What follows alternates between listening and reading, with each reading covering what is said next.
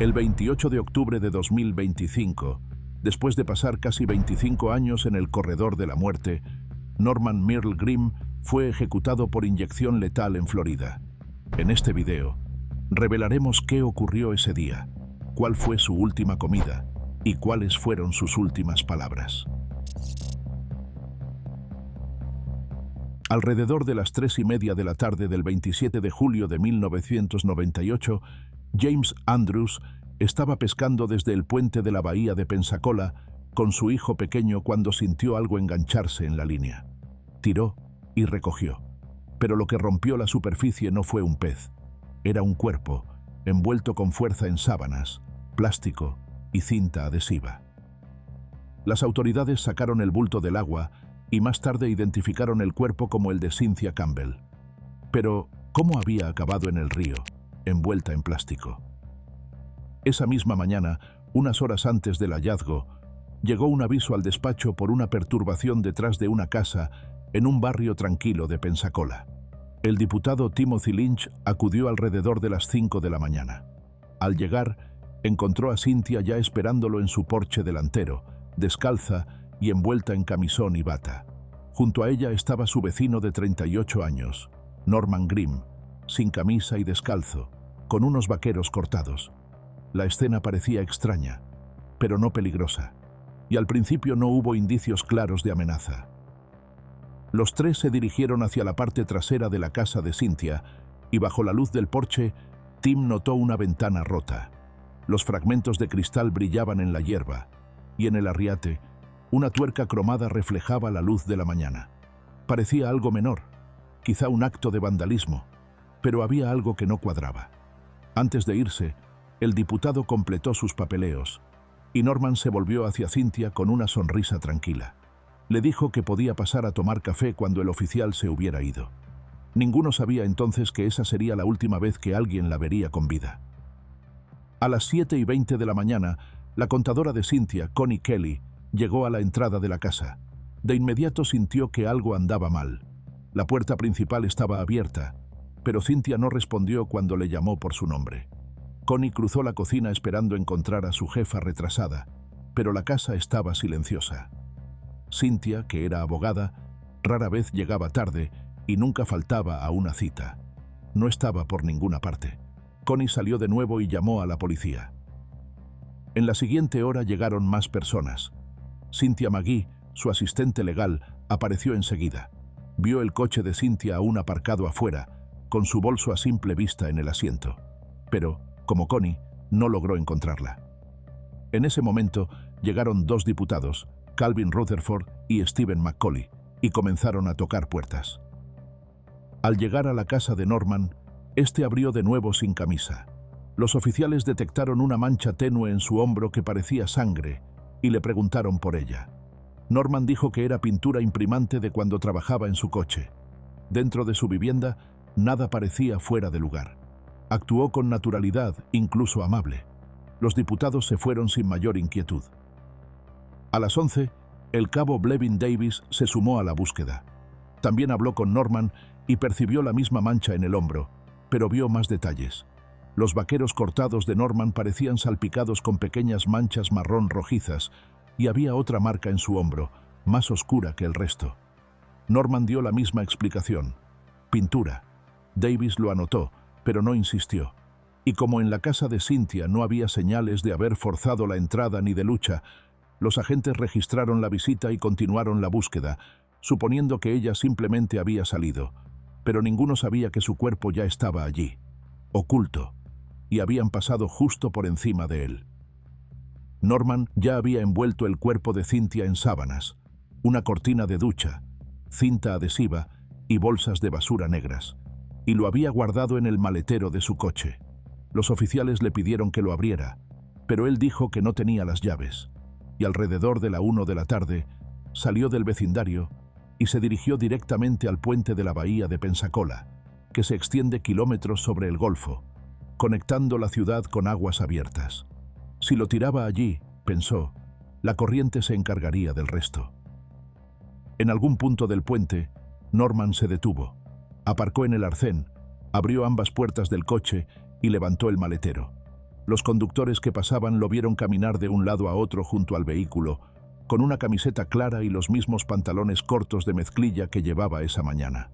Desde lejos, parecía que tenía problemas con el coche, pero la verdad iba en la parte trasera, pesada, envuelta y sin vida. Norman esperó, y cuando la carretera quedó vacía metió las manos en el maletero y sacó el cuerpo de Cynthia. Lo cargó hasta el borde del puente, y sin dudarlo, lo levantó por encima de la barandilla. Luego lo soltó. El bulto cayó al agua y comenzó a hundirse, hasta que no quedó nada a la vista. Norman volvió a subir al coche y se marchó, dejando el puente como si nada hubiera pasado. De camino a casa, se detuvo en una tienda de cebos y aparejos cerca de la base del puente. El hombre detrás del mostrador recordó lo extraño que se veía. Norman estaba inquieto, distraído y completamente sudado. Compró algo pequeño, algo sin importancia, y volvió a salir hacia su coche. Pero el cuerpo de Cynthia no permanecería oculto por mucho tiempo. Poco más de una hora después, alrededor de las 3:30 de la tarde, un pescador y su hijo estaban lanzando sus líneas bajo ese mismo puente cuando su anzuelo se enganchó en algo pesado. Era Cynthia. Y cuando llegó el aviso de que habían sacado el cuerpo de una mujer de la bahía, los detectives entendieron que ya no buscaban a una persona desaparecida. Era un homicidio. El detective Donnie Wigan fue directo a la tienda de cebos junto al puente de la bahía de Pensacola. Hizo preguntas, revisó la cinta de seguridad y retrocedió la grabación hasta el inicio de la tarde. Allí, en la pantalla, estaba Norman, entrando por la puerta exactamente a las 2:03 de la tarde. Llevaba los mismos pantalones cortos y la misma camiseta clara. Pero no era solo su ropa, era cómo se movía. Se veía nervioso, alterado, y ahora, sin duda, conectado al crimen. Mientras tanto, en la orilla, los agentes comenzaron a retirar las sábanas empapadas que envolvían el cuerpo de Cynthia. Enredadas en la tela, había tiras de alfombra verde. Y un detective ni siquiera necesitó una bolsa de muestras. La reconoció de inmediato. Había una pieza casi idéntica colgando de la barandilla del porche trasero de Norman esa misma mañana. Y cuando llegaron al cuerpo, Cynthia seguía vistiendo su camisón. Con eso, todo comenzó a encajar. La ventana rota, las manchas en los pantalones de Norman, el camisón de Cynthia y la alfombra. Al caer la noche, los detectives ya tenían suficiente. Se firmó una orden de registro para la casa de Norman, y poco después, una orden de arresto por homicidio. Cada movimiento que había hecho ese día, desde la ventana rota hasta el puente donde arrojó el cuerpo, cerraba el círculo. A las 6 de la tarde, su casa quedó acordonada como escena del crimen. Pero Norman ya se había marchado. Dentro, los investigadores encontraron detalles que sellaron el caso. En el porche trasero aún flotaba un ligero olor a cloro. Hallaron 2 trapeadores húmedos, ambos manchados con lo que parecía sangre.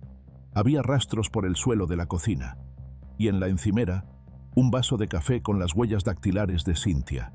A su lado, una caja de bolsas de basura. Uno de los lados estaba manchado de sangre y tenía las huellas de Norman.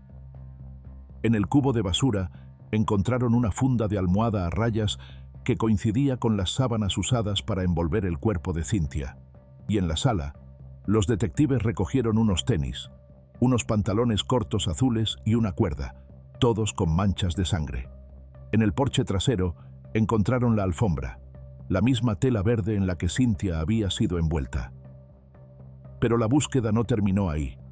En una nevera portátil, los detectives hallaron un martillo con sangre seca, un cuchillo para carne, un par de gafas de mujer, un tampón, ropa interior, cinta adhesiva y una caja de Bud Light. Y los resultados del laboratorio no dejaron lugar a dudas. El ADN de Cynthia estaba por todas partes. En los pantalones cortos de Norman, en sus zapatos, en el martillo y en el cuchillo dentro de la nevera. Sus huellas estaban en la cinta, y la sangre de Cynthia en el suelo de su cocina.